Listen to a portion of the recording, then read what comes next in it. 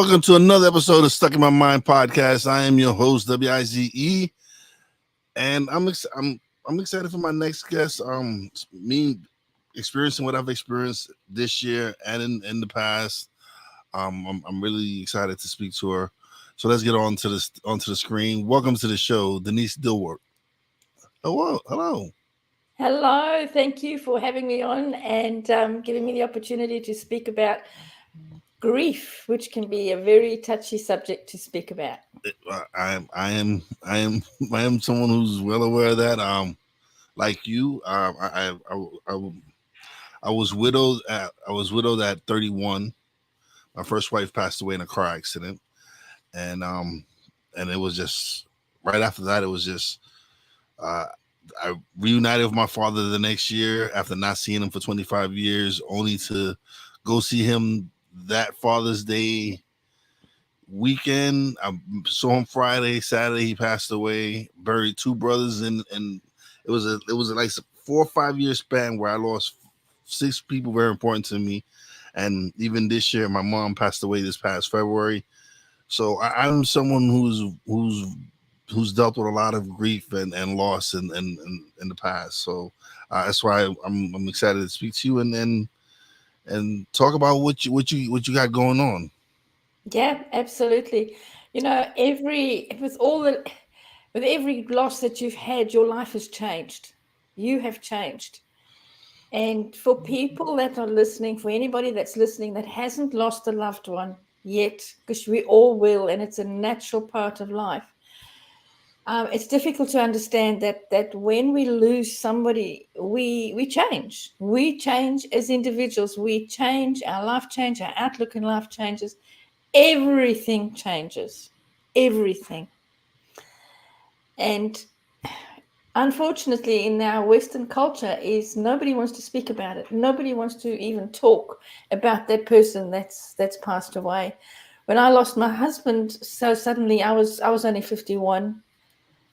He was 55, and like you, when you're young, you've got nobody to actually talk to you about the death of your spouse, the death of your wife, the death of your husband, because nobody's experienced that yet. Nobody in your close proximity, in your little circle has experienced the death of their partner. It, It's, it's one of the experiences that helped mold me into who I am. yeah, And because at that time, like you said, you don't know how to deal with. Like me personally, I didn't know how to deal with it. It was something that was extremely hard on me, and it took me some time. I was angry for some time, and kind of lost for a few years, and just um it was just I was I thought, for me personally, I thought I was like, why am I being punished? yeah, That was my thought at the time, was, why am I being punished? Am I such a bad person that all these people that are close to me are passing away, and stuff like that? So it was very hard at the beginning, and it took some time. And when I finally realized that it wasn't happening to me, it wasn't really personally happening. It was happening to me, but it wasn't like it wasn't like I was being punished for something. mm, And when I started to realize that I wasn't being punished, it's just that's how life is. And I went, sought therapy, spoke to some, and kind of started turning my life around. yeah, yeah, yeah. That's what led me on to doing what I do now. Is that after Martin passed away, I was lost. I didn't know what to do because he died of a blood clot. It was sudden, like you with your wife. When there's no warning, there's no goodbyes, there's no I love yous. You can't say what you want to say to that person. They're just gone, and um, it puts you into a complete tailspin because suddenly life as you know it is just chopped. It's just gone. That life is gone. You die when that person dies. So I didn't know what to do either. I was lost. I started losing things. I started repeating myself. I started, my children thought I was getting Alzheimer's because they said, Mum, you've told us that already. You've already told us that. And I thought I was doing okay. What I did do, though, was, which is very harmful, and we don't realize it at the time, is that I just threw myself into my work. In my previous life, I was a bookkeeper to small business. So I just threw myself into my work and I just kept busy because I didn't want to face my pain. I didn't want to face it. I knew intellectually, I knew Martin was gone, but it was that acceptance, that acceptance of he is never coming back. We never reach acceptance. I also learned very early on in this in my grief journey that there are no 5 stages of grief. Yeah. So obviously, we know what inspired you to develop the flow grief release method, but tell us what it is exactly. All right, so the flow grief release method is a unique method that I developed out of my own healing. After Martin passed away, I went and saw a therapist, and I saw a counselor, and I saw so many people, and it was great to go and chat to them and get off my chest in the initial stages of losing Martin. That this is I needed somebody to talk to. It was great. But then, like all of us, we get to the stages and go, okay, now what? Now what? Where do I go from here? Who am I? Who am I? Martin and I got married young. I was only 16 when we met. We got married. He was 22. I was only 19. Had our children young. We worked together. So our whole life of 36 years together was one person. So when I was finished talking about my pain, finished talking about how I was feeling, I didn't know what the next step was. Where do I go from here? Who am I? I needed to rediscover who I was. And that led me to becoming, believe it or not, a life coach. Now, how did I become a life coach? I became a life coach because I had one day that I just broke. I just fell to the floor. I screamed, I yelled, and I thought, I can't go on like this. So in my method, I thought, okay, I'll just become a life coach so that I can help me. I was never going to help anybody else in grief. That was never on my radar at all. It wasn't intentional. It was like, nah, I'm just going to help me and I'll get the tools to help me. And of course, one thing led to the other, and I healed really quickly. And I kept getting this nudge, you need to work with people in grief. And I kept going, no, I'm not no, don't want to do that. Because I was a bookkeeper, I was leaning towards a business coach. If anything, I'll be a business coach. And then eventually the calling came, and it came louder and louder. And that tap on my shoulder, you need to work with people in grief. And eventually I went, okay, all right, I'll work with people in grief. How? Just show me how. And that was the beginning of my journey in helping people in grief. I didn't really know how I healed. All I knew is that I used the tools that I had learned in growing myself, the going within, learning who I was, learning to love myself, and I reverse engineered that. And out of that was born my flow method.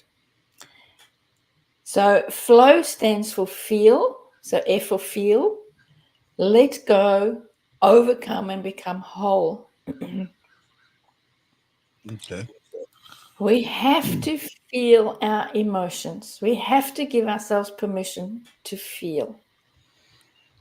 So how does the flow method differ from traditional approaches to grief recovery?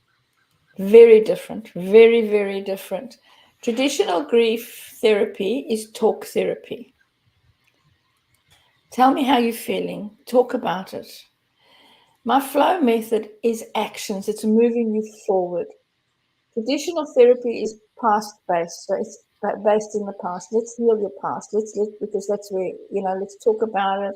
Where have you been? What have you done? How are you feeling today? But my flow method and how I work is very different. It's Okay, let's draw a line in the sand. Where do you want to go? Who are you? Let's rediscover who you are. Let's reimagine your new life now after loss. And then we work through that together. And that's the flow method. And the first step is to feel. We have to feel that pain. We have to feel those emotions. Not mask them, not pretend you're okay, but to feel them. Feel it. Go down that pit of grief. Acknowledge them. Because once we do that, now we can let go. We know what we're letting go of. Because while we're holding on to that pain, letting go is not letting go of the memories or letting go of the life you had together. Letting go is letting go of the pain, letting go of the heartache, letting go of that, that deep pit of emotions that's Hmm. really hanging on Yeah. to. Now, here's the thing. We are all afraid to let go. Because what if I forget about them? What if when I let go, all my memories are gone? So we hang on to the pain. Yet when we let go of that pain, we now create a space so that we can now start overcoming. And we can start rediscovering who we are. Who am I? What do I want to do? What is my identity? And those were a lot of the questions I had for myself. It was like, what do I do now? Where do I go? How do I like that? She was my best friend. She was my world. Like, this is the woman I spent the first part of my adult life with. Like, Yeah. my first 10 years of my adult life was spent with her. And I didn't know what to do. Didn't have a clue. Didn't know where to go, where to turn. And of course, I started drinking. Just started trying to block the pain and stuff like that. And of course, that's not the answer, but that was just my way of dealing with it. And Mm, so, and then, like I said, it wasn't until I decided to let go, like you said, and yeah. seek the help and speak to someone and express how what I was going through and everything that was going on in my head and in my life at the time. Mm, And things just started changing. Things started, but in a way, she kind of prepared me because she had introduced me to the world of self development. If it yes. was her who introduced me into that world and into reading more and learning and discovering about myself. So I guess she was preparing me for what was to come. Mm, mm. You see, what's missing in the traditional therapy is the self development part, is the growth part. We cannot heal by talking about it. It just doesn't happen. I've got clients that have been to therapists for 15 years. And what happens is they go to different therapists along the way because this therapist is not helping. So I'll go to the next therapist. Maybe they've got a better way. So they go from therapist to therapist to therapist to therapist, not realizing that it's not the therapists, it's the model. It's got nothing to do with the therapist themselves. Now, therapists are great. I saw a therapist in the initial stages. I had to because I had to talk to somebody. Yeah. I had to get it off my chest, which is great. But like I said, there comes a time it's like, okay, where to now? That's when the personal growth comes in. That's when we need to grow beyond who we are now. We Hmm. have to grow beyond our grief. We have to move into that person, into a different person because we are different. Hmm. Yeah. And that's something that it took me 5 or 6 years to discover this, but it it's helped it's helped me being able to, like I said, turn my life around. I'm Yeah. remarried. One of the reasons I started my podcast was because of everything I've been through in life, and Mm, and then the loss and everything.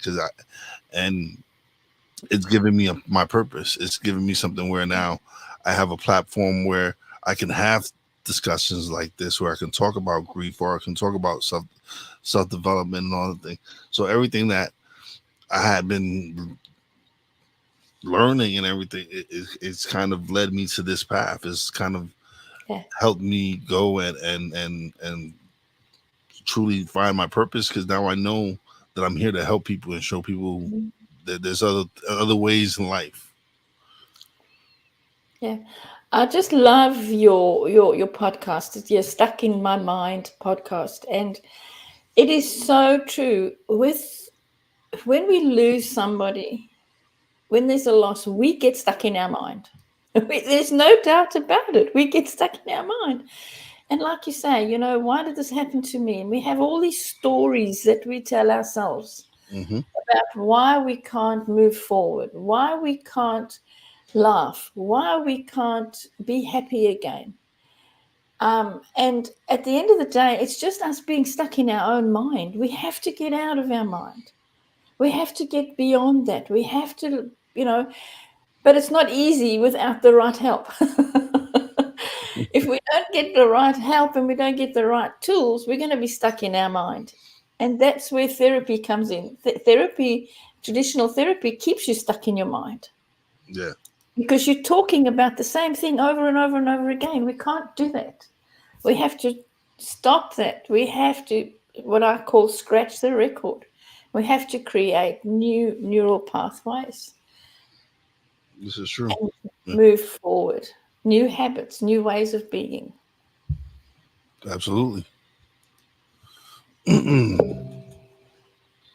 So, how do you guide someone who feels stuck in their grief to start moving forward with the flow method?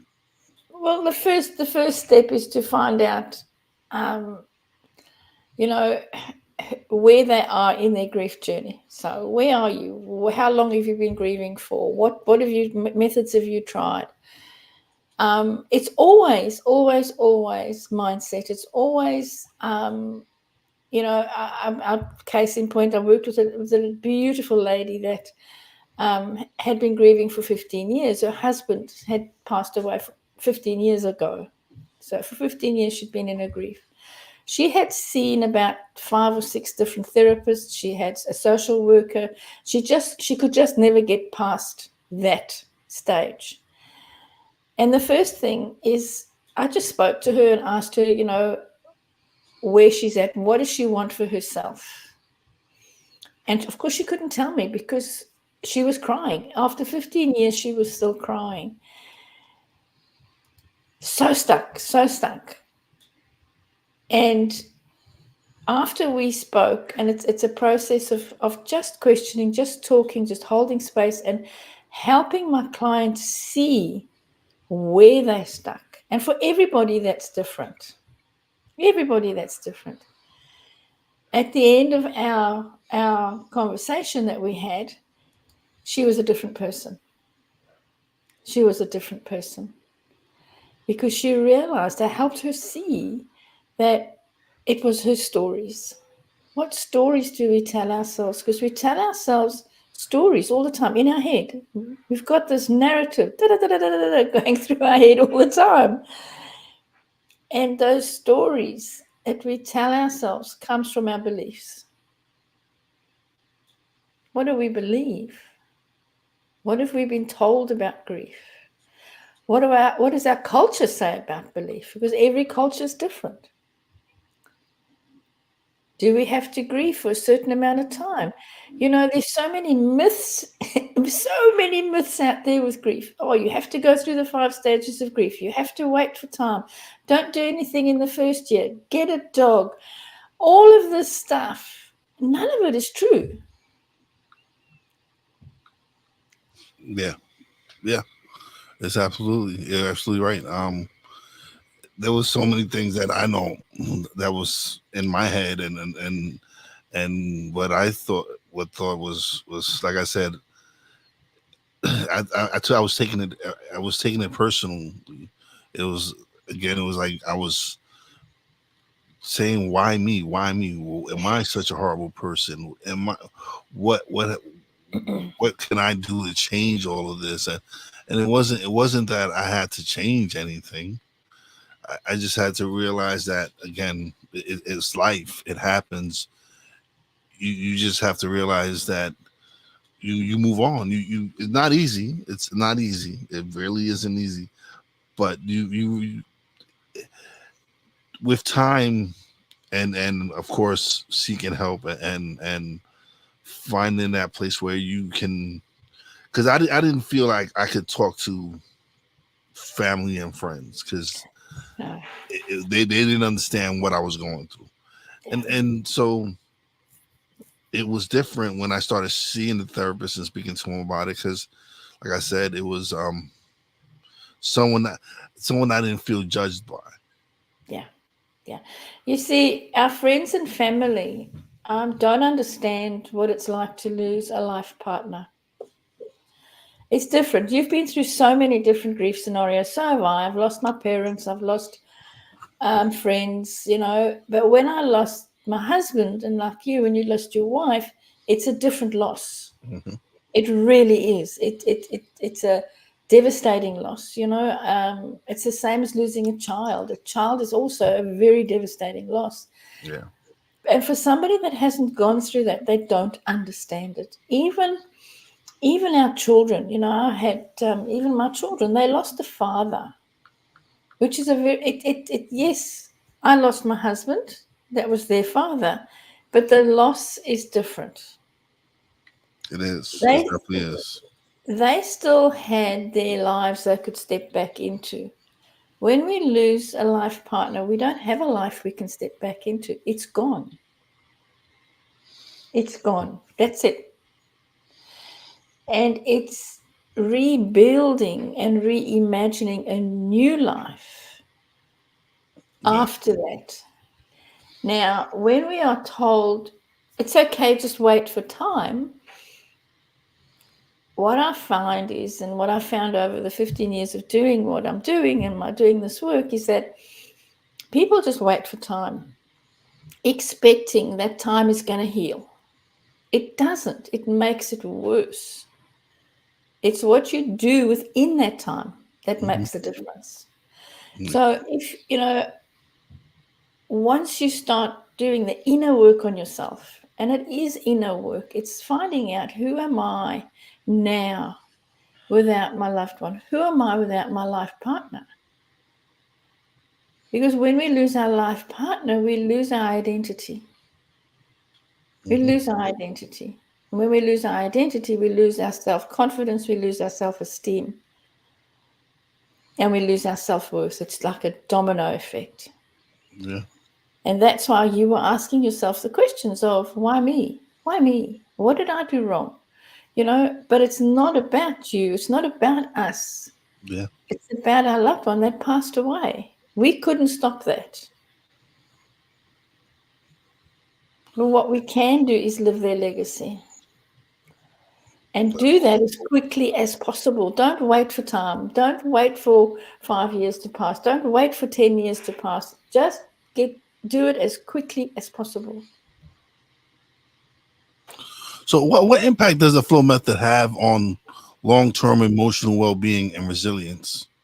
Oh, huge! Because with my 8-week program, the whole 8 weeks we are growing you into that person. So if you feel the pain, you let it go, you overcome, you become whole.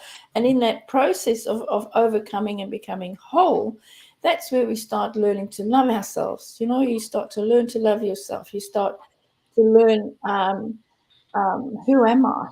Who am I? Who do I want to be? Where do I want to go? What are my values? What are my beliefs? What are my programs? So it's all that comes into being, and that builds your resilience. That builds your resilience because moving forward, it's lifelong. It's a lifelong learning. Yeah. I had a client the other day reach out to me, and she said to me, "Hey Denise, she messaged me on Facebook, and she said, "Hey Denise, I haven't spoken to you for 5 years." She said, "But I just want to let you know what I learned with you 5 years ago in your flow program is gold." She said, I've just lost my parents. I lost my mother, and then my father died straight after. She said, Wow. and I didn't, I was the strong one in the family because I just automatically went into what we learned in flow. She said, I didn't realize that this was going to be forever in my life. So it's a continual growth. It's a continual awareness of who am I being? What am I saying? How am I growing? Yeah, and that's something that it was like you said, how am I? What am I doing? How, like what's next for me? And but like I said, she kind of was preparing me by introducing me into self the world of self development and stuff like that. And I started. I got back into it. I got back into reading and learning about myself and working on myself to help me deal with it better. And so for me, it took time. It took time, and like you said, it takes time for you to work on you. Yeah. And when you work on you and you're able to help build yourself up, it makes you stronger, and you can deal with it a little bit better than I dealt with it better after I started working on myself than what I was previously. Yeah.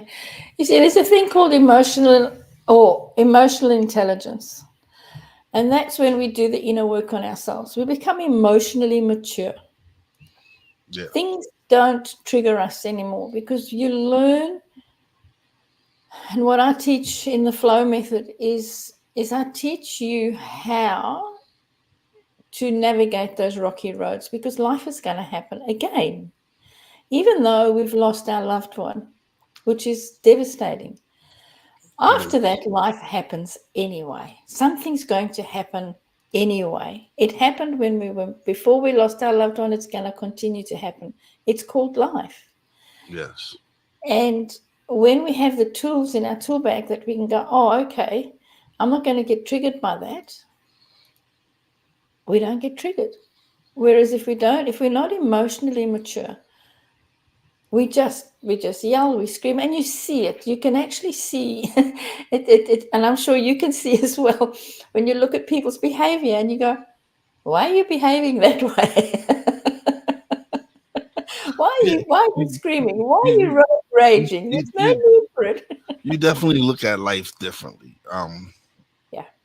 I didn't. It's like you start looking at it as, especially after the therapy and working on myself. You just look at life where you kind of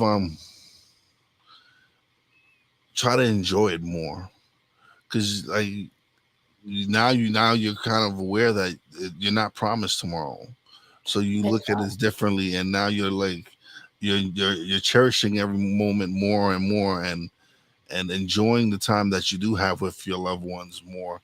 And so you look at it differently. So when people look at me and they see that I'm laid back and I don't sweat the small stuff and stuff, it's because I know that there's so much more to life than stressing myself over the little things in life. yeah, absolutely. You know, I'm still. I don't have a partner in my life, and that's my choice. Yes. Okay, so I get this. Oh, don't you have somebody in your life? Aren't you remarried? Oh, it's been 15 years, and it's almost like this norm that I should just. Okay, so you lost your husband. Now you need to go find another man, and this is what society teaches us, right? I don't have somebody in my life, not because I don't want somebody in my life. I would love somebody in my life. But I love myself and my independence and what I do more than having. I see it with so many widows. I don't want to lose myself again. I, um, I don't want to go down that road where somebody says, because I'm in Australia, right? So it's what's the time now? 7:33 in the morning for me. So I'm in your future. It's Tuesday morning. And the future's good, by the way. But I start my day sometimes at 3, 4 o'clock in the morning because most of my clients are in the US, right? By 12, 1 o'clock, I've worked a whole day. I'm exhausted. I will climb into bed with a glass of wine at 12 o'clock. That's my lifestyle. And I love my lifestyle. And for me, it was different. Of course, I was 31, and Yes. I still had the rest of my life ahead of me, and it took some time, yes, to find. So it wasn't like I went out and found someone instantly. No, it took time.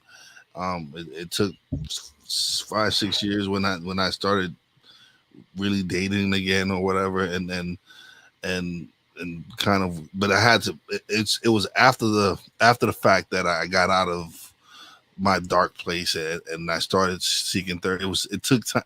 Like in between, it was I didn't care about anything or anyone, so Yeah.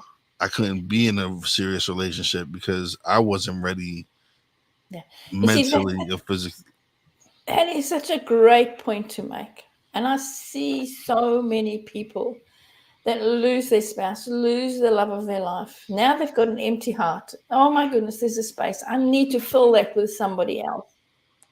So they jump into another relationship thinking that that relationship is going to be the fix. Somebody fix me. And it doesn't work. We have to become whole before we can actually move forward. We have to be, we have to take our best person, not our broken person, into a new relationship. Yeah, And that's what you did. So you fixed you first. Then you started going into a new relationship.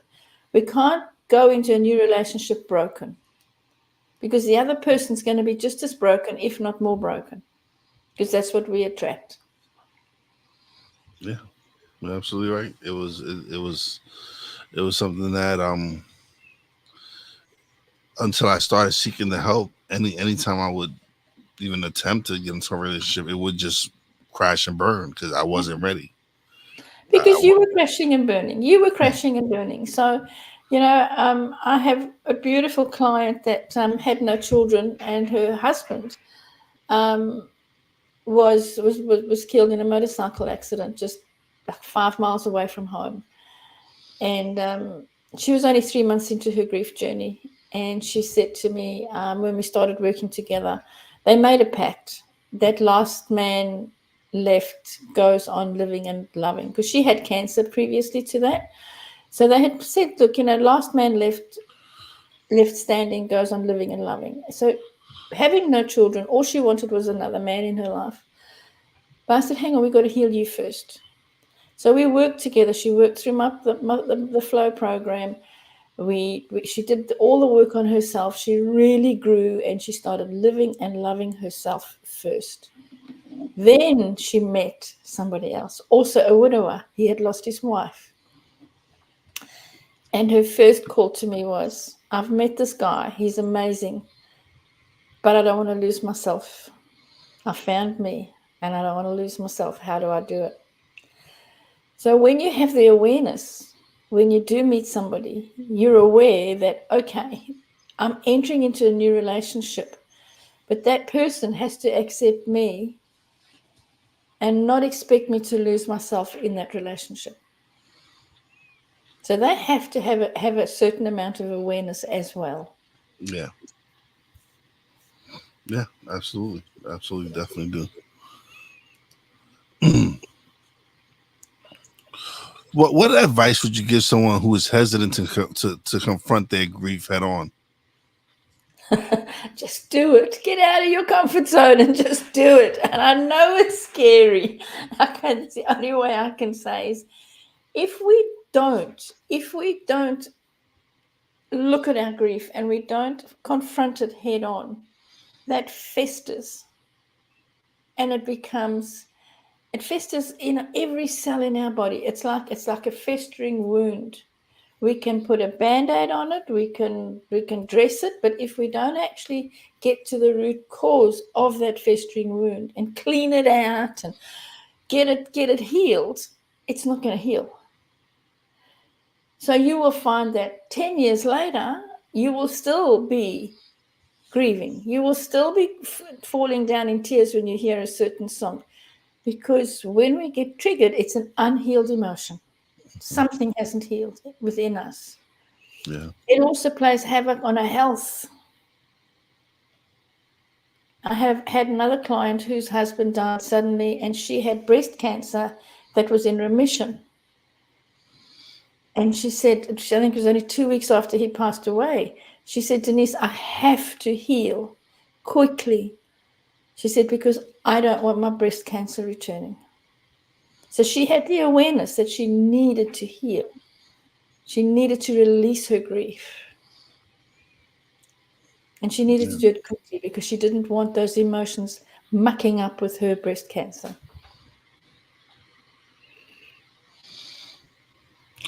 So, can you discuss the importance of community or support networks in the flow method? Absolutely. So I have a Facebook group. I also have my webpage. So I have my webpage has got all the links to everything that you could possibly do, and that's flowgriefacademy.com.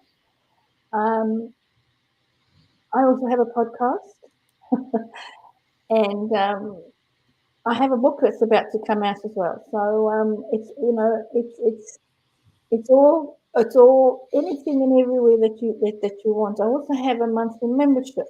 So and that's for people that are not quite ready to do the 8-week program yet. It's a community where we all get together and we talk about how we are feeling and how to move forward. It's not a community of poor me, woe me, why me, which most Facebook groups are all about and most memberships are. Everybody's sharing their sad stories. We don't share a sad story.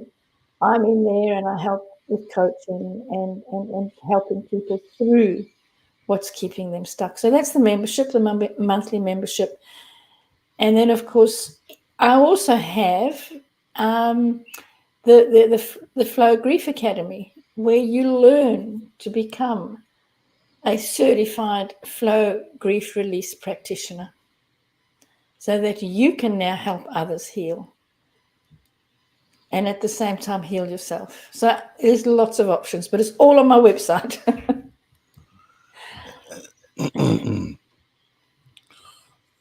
So what are some practical exercises or techniques from love that listeners can start implementing something? So the first thing is to start when you start feeling your emotions is write them down. What are you feeling? Now, it's a double-edged sword. I don't want your listeners to get stuck into only writing the negative, because we are told to journal. Journal. Journaling's great. Write your feelings down, which is fantastic. But what you're doing with that as well is you're keeping yourself stuck in that rut. Oh, I'm feeling bad today. Oh, I'm feeling sad. Oh, I cried. Oh, I heard a song and it made me sad. We need to break that habit.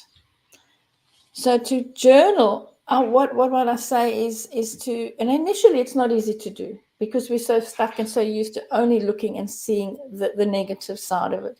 Yeah. But let's say, for example, you can journal. Oh, I went to the store today and their favorite song played over the speakers, and I broke down in tears. I'm so sad. So journal that. How are you feeling about that? Then what I say to my clients is now on the other side. So you have two sides of the page, the left and the right side. The other side is your journal. How would it feel if you celebrated? Well, how would you be? And create your new life of, oh, I went to the store today and I heard that song. Oh, man, I remember when we had such a good time and when we met. I know we met and heard that song at so-and-so's party and we danced and we laughed. Do you see the contrast? So start focusing on the positive side of your loss, not the actual loss itself, not the heartache side. Yeah. Yeah. It's like with my wife. There was a song that when we first met that's kind of we danced to all the time. So now when I hear the song, I just think of the moment where I was actually dancing with her and singing the song in her ears, and it was a happy moment. So I Yes. take I take those moments, and I don't focus on the negative part of it. I focus on the positive of this, of whatever memory that I might get hit with or whatever. Yeah, focus on the love. Focus on the love, not the loss. Yeah. Now, I recently had a client say to me, Denise, because she came up to her first anniversary of her husband's loss, and she said to me, I'm just feeling so sad. I'm just going over and over. I said, you're focusing on the loss. And she said, but no, I'm not. I'm focusing on the love. I said, no, you're focusing on the loss, because if you were focusing on the love, you would focus on the life that you had before. Mhm. She said, but my life wasn't happy before. I said, you're still focusing on the loss. Why did you marry him in the first place? It was her wedding anniversary. That's right. It was the wedding anniversary. I said, why did you marry him in the first place? Remember the day. Remember how happy you were. Yes, but he was a this and a that while we were married. You're focusing on the bad and then on the loss. Focus on the love. And it's not easy to do, because It's not. human It's nature, not. it's Yeah. not easy to do. That's why you need help. That's why you need a method. That's why I created my flow method. That's exactly why I do what I do. So Because yeah. I was going to say, because at the end of the day, when we try and do it ourselves, we come up against our own beliefs and we come up against ourselves. That's what takes the time. That's what keeps us stuck. But when you've got somebody there to actually pull you through and say, hang on, this is I can see. I can see your blind spots. That's when change happens, and it happens really quickly. So how do you stay motivated and maintain your own emotional well being while helping others deal with start dealing with through their grief? Nothing gives me more pleasure than seeing somebody that's really, really, really struggling, and that is struggling. And after our first session together, they're laughing, they're happy. That gives me my fuel. That gives me my fuel. It's not about the grief. You see, I don't work with grief. I work with joy. I work with moving forward. Whatever situation brought my clients and me together is the death of a loved one. That's what brought us together. But what's going to move us forward is the joy and the reimagining of a new future together. That's what motivates me. That's what keeps me going. Can you just say that would be the most rewarding aspect of being able to guide others through their grief? It is seeing the joy and the happiness that you've brought to them.